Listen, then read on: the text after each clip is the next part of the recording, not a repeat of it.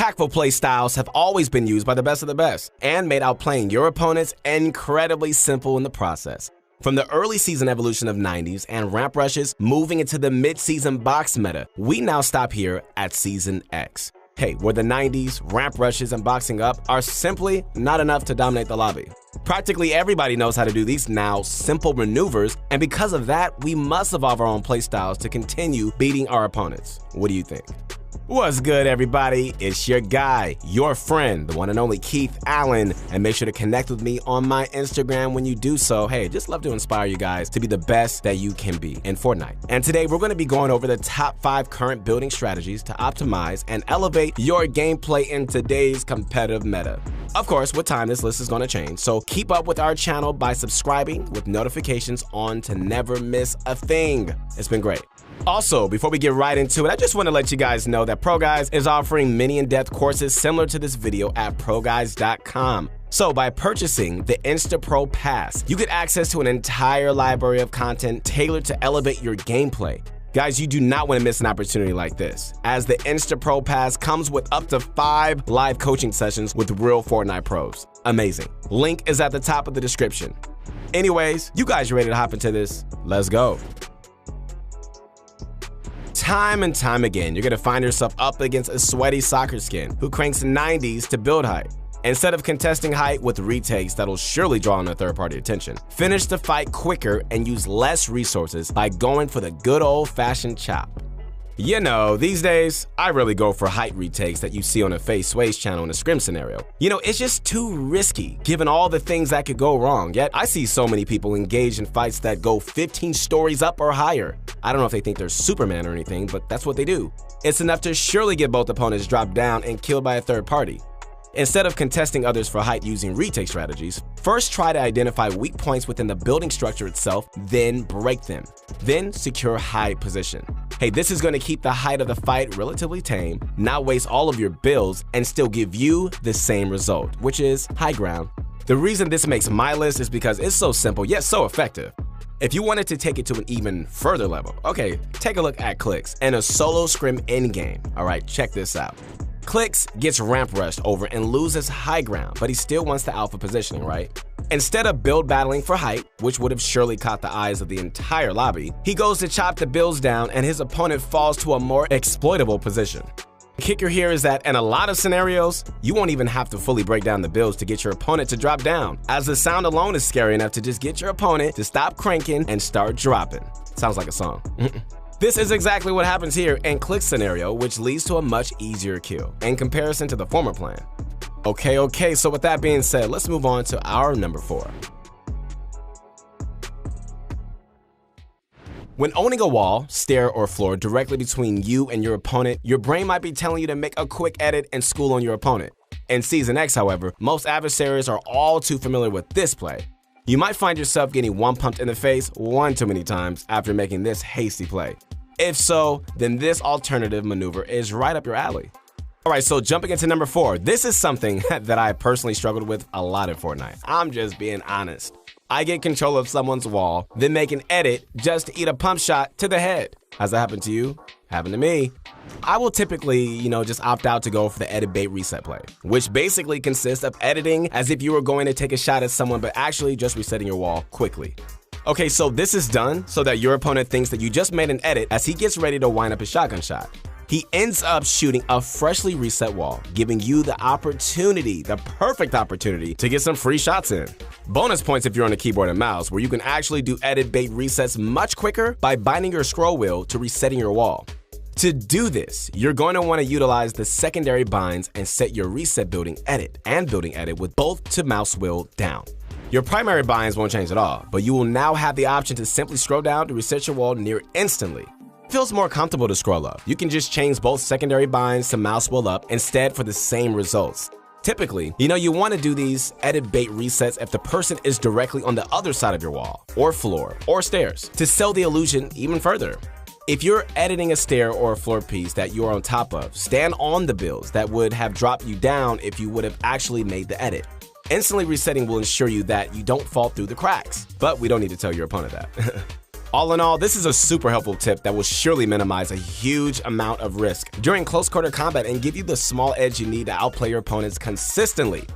Now, wall edits are great and all, but if your opponent is more than one tile away from you, then number 3 on this list will be right up your alley: the protected peak box. These days, playing around your turtle boxes in the mid to late game is the only way you're going to find yourself racking up consistent points in arena or tournament play. However, making edits to take shots from within the confines of your box will leave you vulnerable to heavy snipes and AR spam. So to add an extra layer of protection between you and any opponents trying to find a cheeky angle on you, use this protected peek box. You know, getting heavy sniped while peeking my 1x1 sucks. Man, I just want to get the kill confirm on the guy, eye down, and bam! Heavy snipe to the head, sent right back to the lobby. Man, if I had some hair, I'll pull it out. Thank God I like it low. I've gone through this, I'm sure you've gone through this, and it's incredibly frustrating just to say the least. In certain situations, however, this scenario is totally avoidable.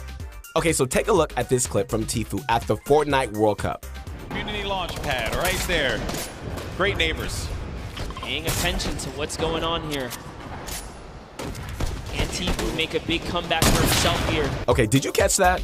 Tfue made an entirely new box just so he could peek through the floor without leaving him exposed to the rest of the lobby. Wow. All right, we're gonna rewind this. Take a look at the play a little bit more closely. Do you see how many angles he has exposed? Just one. And that's the angle he's shooting at, which means he's typically won't ever see any return fire as nobody wants to initiate a 50-50. And that's really what it's all about. Setting yourself up in situations where you are least exposed to the lobby while still being able to find shots on unsuspecting opponents. Amazing. Obviously, every situation and angle might need a bit of adjusting, but there is still a point to be made. Extending your turtle to give you a maximum safety from center angles is super important to not just learn, but to master.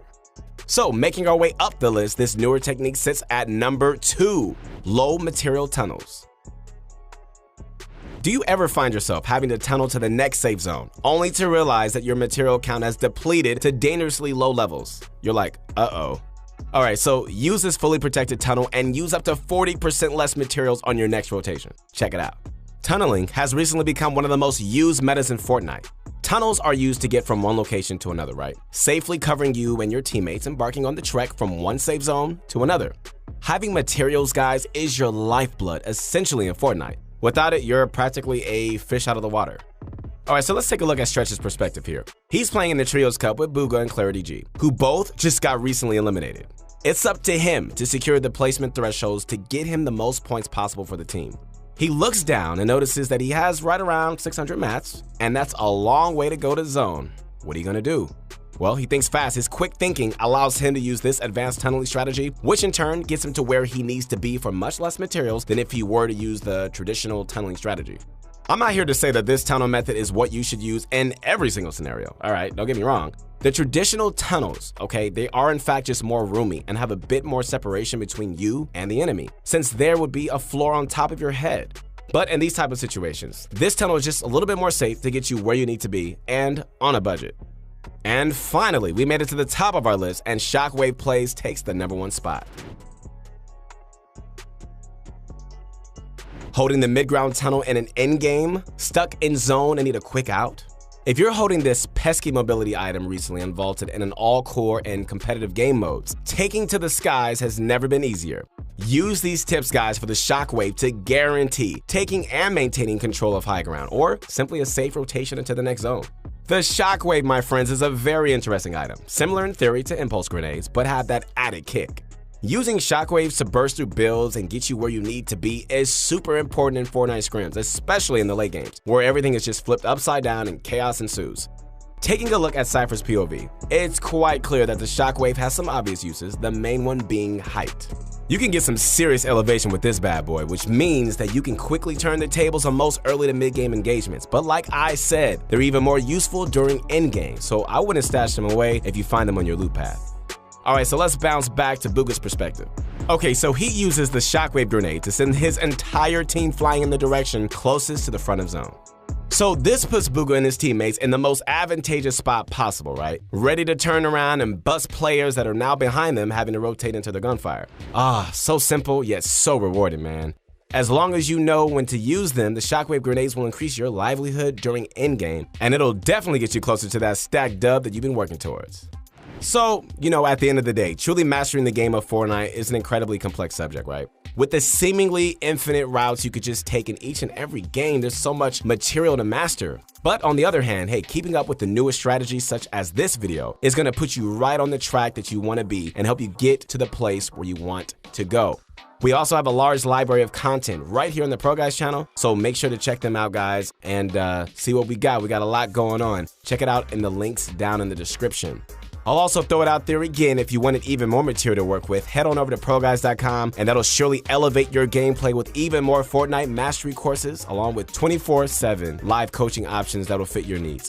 Hey guys, once again, this is your guy, your friend, Keith Allen, and make sure to connect with me on my Instagram as soon as you can. We'd love to talk to you. Anyways, hey, hope you enjoyed this video. We would really appreciate if you gave it a like. Subscribe if you like to receive more content like this, and turn on that bell to never miss a thing. All right, guys, thanks so much. We'll see you soon.